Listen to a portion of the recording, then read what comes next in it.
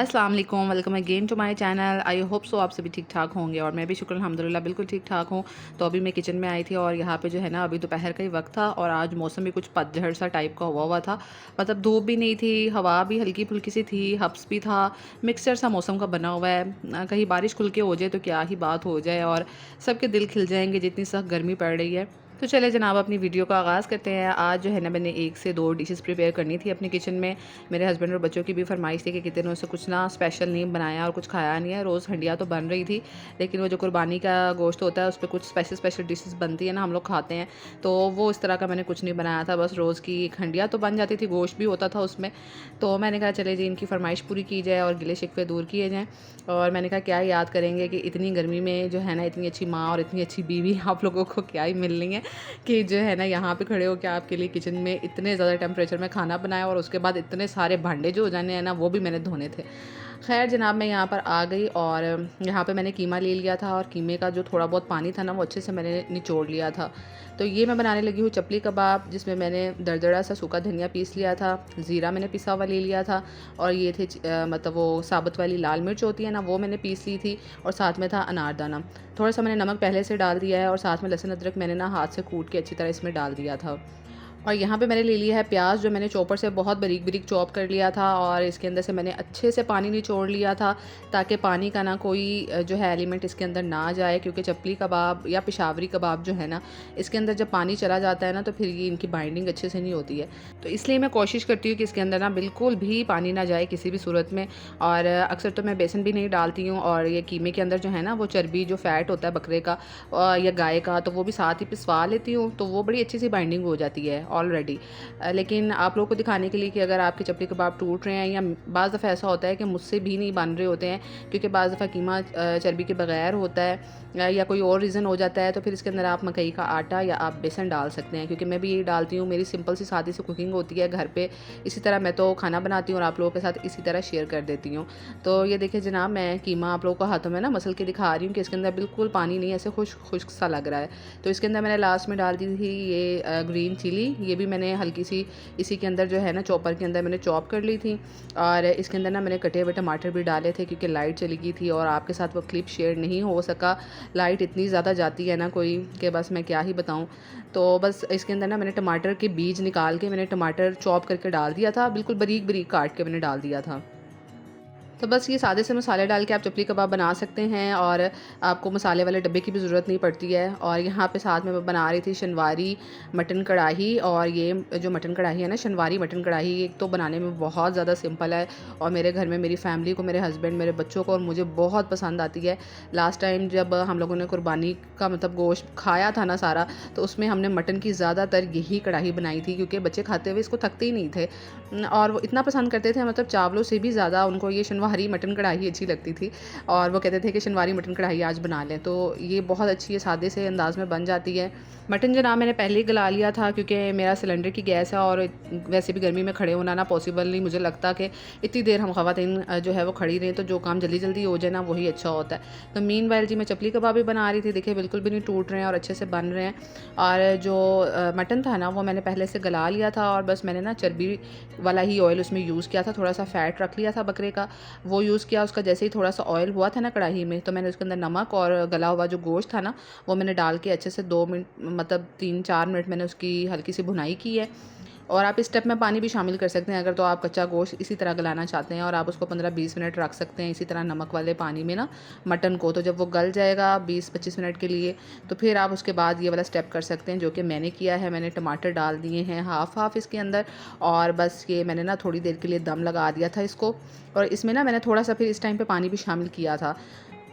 और यहाँ पे चपली कबाब अच्छे से हो गए हैं। पानी टमाटर डाल के मैंने इसलिए शामिल किया था क्योंकि ताकि वो जो टमाटर है ना वो अच्छे से स्टीम हो जाए, उनका छिलका इजीली उतर जाए और अच्छे से गल भी जाए और हमारी कढ़ाई में आसानी के साथ चम्मच से मैश भी हो जाए। तो इसके अलावा कोई मसाला नहीं गया अभी तक, मैंने लहसुन अदरक इसमें नहीं डाला है क्योंकि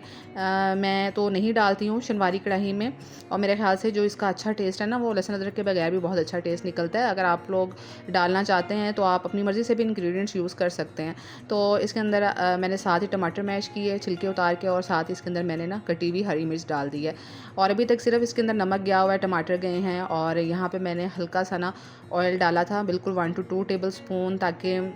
تھوڑی سی بھنائی کرتے ہوئے نا ہلکا سا آئل آ جائے۔ اور یہ اب میں نے بالکل لاسٹ میں، جب ہماری کڑاہی آلموسٹ کوک ہے، تو میں نے اس کے اندر کالی مرچ شامل کر دی ہے۔ تو جناب یہ اتنی زیادہ ٹیسٹی بنتی ہے نا، ایک تو یہ اتنی لائٹ ہوتی ہے کیونکہ اس میں اتنے مسالے نہیں جاتے، کالی مرچ ہوتی ہے، اور میں کالی مرچ بھی تھوڑی لائٹ رکھتی ہوں تاکہ میرے بچے جو ہے نا وہ ایزیلی آسانی سے کھا سکیں۔ لاسٹ میں ہم نے گارنش کر دی ہے اس کے اوپر لمبی لمبی سی ہری مرچ اور ادرک، اور یہ اتنی لائٹ ہوتی ہے، اتنی مزے کی لگتی ہے نا کھانے میں، اور مجھے تو یہ بہت اچھی لگتی ہے، جھٹپٹ سے بن جاتی ہے۔ اگر آپ نے گوشت گلا کے رکھا ہوتا ہے تو آپ مہمانوں کے آنے پہ اس کو گرما گرم سرو کریں، یا خود بھی گرم گرم کھائیں، کیونکہ اس میں فیٹ ہوتا ہے، اور ویسے بھی یہ جو قربانی کا گوشت ہوتا ہے نا، گرمیوں میں بھی آئل ڈال کے بھی بہت جلدی جلدی سے یہ جم سا جاتا ہے، اور کڑاہی ویسے بھی نا بہت گرم گرم ہی اچھی لگتی ہے۔ تو یہاں پہ میں نے چپلی کباب کے اوپر تھوڑی سی بہت اس کی پریزنٹیشن کی، اور یہ ہمارا کھانا ریڈی ہو گیا، اور ہم لوگ اندر چلے گئے بھئی اے سی والے کمرے میں، گرمی بہت زیادہ تھی۔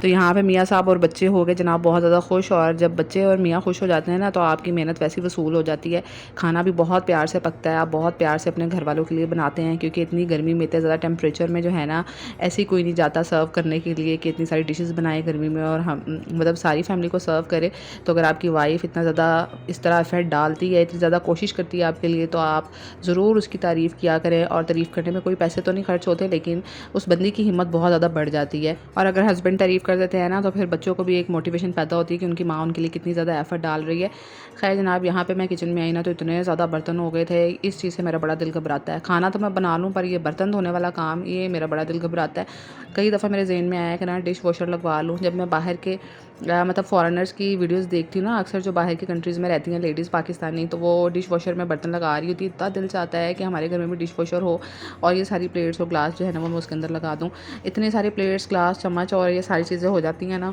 اور اکثر جو ہے نا مجھے بہت سارے لوگ کہتے ہیں کہ آپ جو ہے نا وہ بس جھاڑو تپری کے لیے جو ہے آپ نے ہاؤس ہیلپ رکھوائی ہوئی ہے، آپ جو ہے نا وہ باقی کاموں کے لیے کیوں نہیں رکھواتی؟ تو برتن یار اتنے زیادہ ہوتے ہیں، میرے سے باسی برتن نہیں رکھے جاتے ہیں،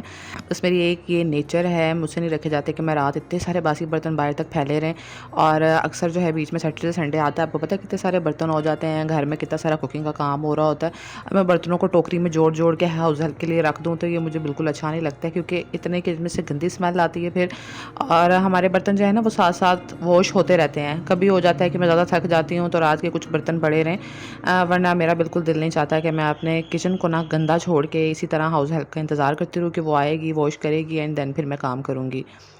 تو یہاں پہ جناب جو ہے نا وہ کڑاہی میں جو ہے وہ میں نے بنایا تھا سالن، تو وہ میں نے تھوڑا سا گرم کیا، اس کو میں ایسے ہی رکھ گئی تھی، اس کو میں نے جلدی جلدی صاف ہی نہیں کیا، بس اس کو میں جلدی صاف کر لیتی ہوں، تو اس میں جو ہے وہ سارا وہ جم گیا تھا فیٹ، اور یہاں پہ پریشر کوکر میں بھی نا فیٹ جم گیا تھا، تو میں نے دونوں کو جو ہے وہ چولہے پہ رکھ دیا تھا تاکہ اس کا وہ اچھے سے پگھل جائے، اور پھر میں نے دونوں کو واش کر لیا تھا۔ یہاں لاسٹ میں میں نے نا سارا اچھے سے کلین کیا، چولہا بھی اور ساری شیلف بھی، اور میرا کچن چمکے مارا تھا ماشاءاللہ، اتنا پیارا چمک چمک کر رہا تھا، اور یہ والا ٹائم نا سب سے زیادہ سیٹسفیکٹری ہوتا ہے جب آپ اپنی کچن کو دیکھتے ہو، آپ کہتے ہو کہ یار صاف ستھرا ہو گیا، خوشبودار ہو گیا، اور آج کل جو ہے اگر آپ وہ ٹائملی صاف نہ کرو نا کچن کو تو کچن میں سے پھر رنگ برنگی سمیلز بھی آتی ہیں، کیونکہ گرمی کا موسم چل رہا ہے، تو اس لیے میری کوشش ہوتی ہے کہ میں ساتھ ہی ساتھ جو ہے نا وہ سارے برتن دھو کے رکھوں۔